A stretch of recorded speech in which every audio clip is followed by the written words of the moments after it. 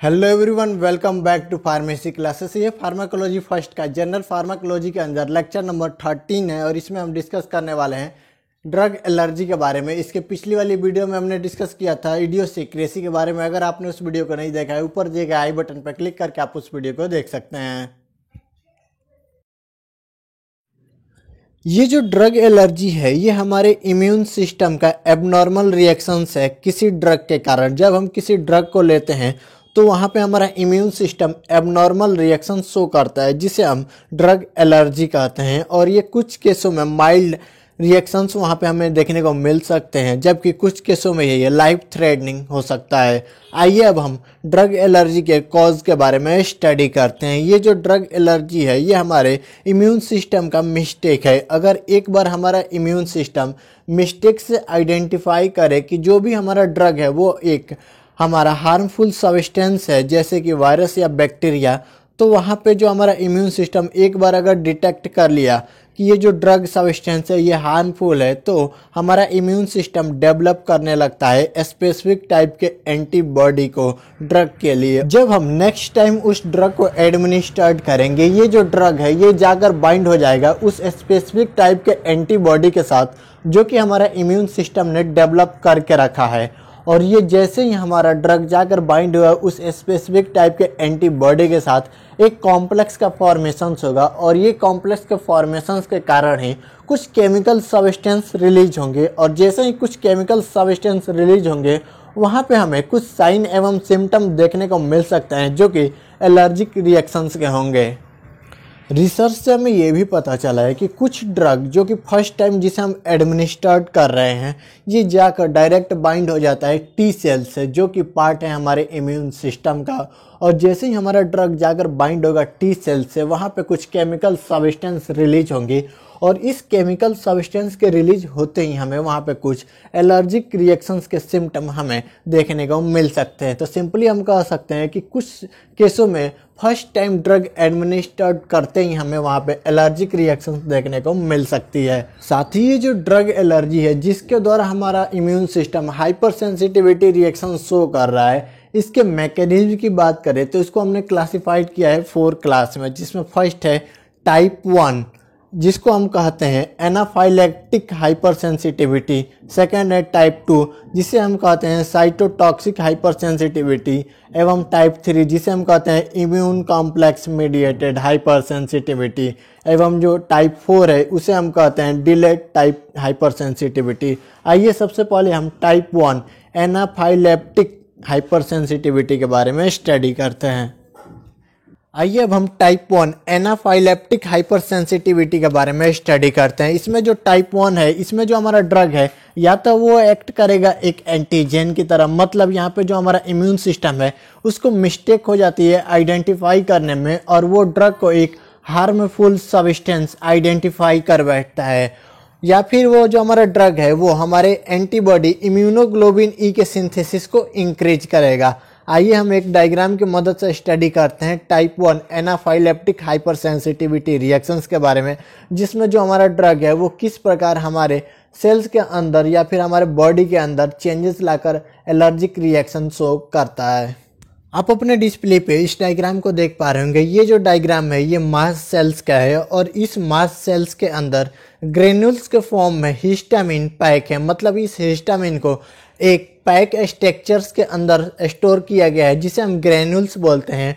और इस स्ट्रक्चर में आप देख पा रहे होंगे ये जो रेड कलर का प्रोटीनियस स्ट्रक्चर है इसे हम कहते हैं एफसी इप्सिलॉन रिसेप्टर। और ये जो एफसी इप्सिलॉन रिसेप्टर फर्स्ट है ये प्रेजेंट होता है हमारे मास्ट सेल्स के सरफेस पे, और इसी रिसेप्टर के ऊपर हमारा एंटीबॉडी इम्यूनोग्लोबिन ई आकर अटैच है। और आप देख पा रहे होंगे ये जो इम्यूनोग्लोबिन ई एंटीबॉडी है इससे जब आकर हमारा एंटीजन जो कि यहाँ पे ड्रग है ये जब बाइंड होता है ये हमारा रिसेप्टर एक्टिवेट हो जाता है, और सेल्स के अंदर IP3 का फॉर्मेशंस हो जाता है। और जैसे ही सेल्स के अंदर मास्ट सेल्स के अंदर IP3 का फॉर्मेशंस होगा, सेल्स के अंदर इंट्रासेलुलर कैल्शियम लेवल इंक्रीज होगा। और हम जानते हैं कि जब भी सेल्स के अंदर इंट्रासेलुलर कैल्शियम लेवल इसमें इंक्रीज होता है वो एक्सोसाइटोसिस प्रोसेस कराने में इन्वॉल्व होता है। यहाँ पे आप देख पा रहे होंगे जो हमारा ग्रेन्यूल्स है जिसमें हमारा हिस्टामिन स्टोर्ड है, इस ग्रेन्यूल्स को वो सरफेस पे लाकर अटैच करके और यहाँ से फ्यूज कराकर हमारे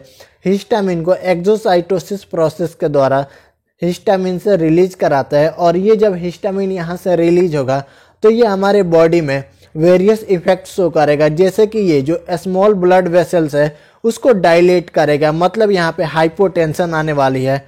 साथ ही ये जो हमारे ईडिमा भी प्रोड्यूस करता है। साथ ही ये जो हिस्टामिन है ये हमारे ब्रोंकाई के अंदर कॉन्ट्रैक्शन शो करता है, जो कि डेंजर हो सकता है अस्थमा पेशेंट के लिए। अगर किसी अस्थमा पेशेंट के अंदर ये एलर्जिक रिएक्शंस हुआ और उसका जो ब्रोंकाई है वो कॉन्ट्रैक्शन शो किया तो वो डेंजरस हो सकता है। साथ ही ये जो हमारा हिस्टामिन है ये रिस्पॉन्सिबल होता है हमारे गैस्ट्रिक एसिड के सिक्रेशंस के लिए। इस पूरी प्रोसेस में आप देख पा रहे होंगे ये जो हमारा टाइप 1 एनाफाइलेप्टिक हाइपरसेंसिटिविटी रिएक्शंस है, इसमें जो हमारा ड्रग है ये हमारे मास्ट सेल्स में जो प्रेजेंट सरफेस पे प्रेजेंट है हमारा इम्यूनोग्लोबिन ई एंटीबॉडी, उससे बाइंड होकर हमारे हिस्टामिन का रिलीज को इंक्रीज कर रहा है। और ये जो हिस्टामिन है ये हमारे बॉडी में एलर्जिक रिएक्शन शो कर रहा है। आइए अब हम टाइप 2 साइटोटॉक्सिक हाइपरसेंसिटिविटी के बारे में स्टडी करते हैं। ये जो टाइप 2 होता है इसमें जो हमारा ड्रग है ये डायरेक्ट आकर हमारे एंटीबॉडी के सरफेस से बाइंड हो जाता है। और जैसे ही जो हमारा एंटीबॉडी बाइंड हुआ हमारे ड्रग से जिसको वो एंटीजेन समझ रहा था, ये उसको डिस्ट्रक्शंस के लिए 2 मैकेनिज्म फॉलो करता है। फर्स्ट फेगोसाइटोसिस एवं सेकेंड है एंजाइम के द्वारा उसका डिस्ट्रक्शन, जिसमें फर्स्ट फेगोसाइटोसिस है। इसमें जो हमारा ये कॉम्प्लेक्स फॉर्मेशन हुआ है ड्रग एवं एंटीबॉडी का, ये मैक्रोफेज या न्यूट्रोफिल्स के द्वारा फेगोसाइटोसिस कर लिया जाता है। या फिर इसको जो सेकंड मैकेनिज्म है वो है उसमें एंजाइम के द्वारा, जिसे हम लाइटिक एंजाइम कहते हैं, एंजाइम के द्वारा इसका डिस्ट्रक्शंस कर दिया जाता है। आइए अब हम type 3 immune complex mediated hyper sensitivity के बारे में स्टडी करते हैं, जिसको हम ऑर्थस रिएक्शंस के नाम से भी जानते हैं। आप अपने डिस्प्ले पर देख पा रहे हैं ये जो ड्रग है ये ड्रग हमारा एंटीजेन की तरह वर्क कर रहा है। और जब ये जाकर बाइंड हो रहा है एंटीबॉडी से तो फॉर्मेशंस कर रहा है एंटीजेन एंटीबॉडी कॉम्प्लेक्स का, जिसे हम कहते हैं इम्यून कॉम्प्लेक्स एंटीजेन एंटीबॉडी। और ये जो कॉम्प्लेक्स का फॉर्मेशन हुआ है ये कंटिन्यूअस हमारे सर्कुलेशंस में बंद होता रहता है। और इसका जो रिमूवल है हमारे सर्कुलेशन से ये हमारे इम्यून सेल्स न्यूट्रोफिल्स एवं मैक्रोफेज के द्वारा किया जाता है फेगोसाइटोसिस प्रोसेस के द्वारा। वहीं बात करें जो एक्सेस एंटीजन है जो कि हमारा इम्यून सिस्टम न्यूट्रोफिल्स या मैक्रोफेज इसको फेगोसाइटोसिस के द्वारा रिमूव नहीं कर पा रहा है सर्कुलेशन से, उसको ये बिल्कुल स्मॉल कॉम्प्लेक्स को हमारा टिश्यू के अंदर डिपॉजिट हो जाता है। और ये जो टिश्यू है ये किडनी, स्किन, ज्वाइंट्स एवं आइस के जो टिश्यू है वहाँ पे जाकर ये एक्सेस एंटीजन डिपॉजिट हो जाता है। और जब ये वहाँ के टिश्यू में स्टोर्ड होता है तो वहाँ पे जो भी टिश्यू है वहाँ पे इन्फ्लामेटरी रिएक्शंस होते हैं। और ये जो इन्फ्लामेटरी रिएक्शंस होंगे जिसके कारण हमें वहाँ पे एलर्जिक रिस्पॉन्स देखने को मिलेगा। साथ ही ये जो किडनी होता है ये कॉमन साइट होता है डिपॉजिट का, मतलब ये जो हमारा इम्यून कॉम्प्लेक्स बना है ये इम्यून कॉम्प्लेक्स मोस्टली हमारे किडनी के टिश्यू में डिपॉजिट किया जाता है, जिसके कारण जो हमारा किडनी है वो प्रॉपर वर्क नहीं करता है, जिसे हम ग्लोमुलर नेफ्रोटाइटिस के नाम से स्टडी करते हैं। आइए अब हम एक ऐसे एग्जाम्पल के बारे में स्टडी करते हैं जो कि शो करता है हमारे type 3 immune complex mediated hyper sensitivity, जो कि है पेनिसिलिन। ये जो पेनिसिलिन का सेंसिटिविटी रिएक्शंस का जो सिम्टम हमें देखने को मिलता है वो टाइप 3 रिएक्शंस के द्वारा ही होता है। इसमें जो हमारा पेनिसिलिन है वो एक्ट करता है एंटीजन की तरह किसी पर्सन्स में, और ये जब एंटीजन की तरह वर्क करेगा तो जाकर बाइंड हो जाएगा एंटीबॉडी के साथ और फॉर्मेशंस करेगा इम्यून कॉम्प्लेक्स का, जिसे हम कहते हैं एंटीजन एवं एंटीबॉडी कॉम्प्लेक्स। और ये जो कॉम्प्लेक्स का फॉर्मेशन हुआ है ये हमारे अगर सर्कुलेशंस में रहेगा तो वहाँ पे ये फेगोसाइटोसिस के द्वारा हमारा न्यूट्रोफिल्स एवं मैक्रोफेज इसको रिमूव कर देगा। लेकिन जो एक्सेस एंटीजन के रूप में जो हमारा ड्रग पेनिसिलिन बाइंड होकर पड़ा हुआ है एंटीबॉडी के साथ, उससे टिश्यू में डिपॉजिट कर दिया जाएगा। और ये जब टिश्यू में आकर डिपॉजिट होगा तो वहाँ पे हमें एलर्जिक सिम्टम देखने को मिल सकता है।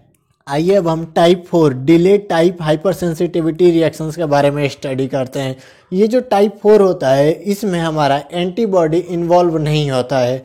इसमें जो हमारा टाइप 4 है इसमें हमारा ओवर एक्टिवेशन होता है टी लिम्फोसाइट का, जो कि होता है एंटीजन, जो कि यहाँ पे हमारा ड्रग है ये डायरेक्ट आकर टी लिम्फोसाइट को ओवर एक्टिवेट कर देता है। और जब हमारा एंटीजन डिटेक्ट करता है टी लिम्फोसाइट्स के, उसके मेम्ब्रेन पर जाकर अटैच हो जाता है। और जैसे ही ये टी लिम्फोसाइट्स के मेम्ब्रेन पर जाकर अटैच होता है ये एक्टिवेट करता है क्लोनिंग को टी लिम्फोसाइट्स के। और जैसे ही टी लिम्फोसाइट्स के क्लोनिंग को एक्टिवेट करेगा हमें लार्ज नंबर में साइटोटॉक्सिक टी लिम्फोसाइट्स रिलीज होंगे और ये साइटोटॉक्सिक लिम्फोसाइट्स एलिमिनेट आउट करेंगे एंटीजन को।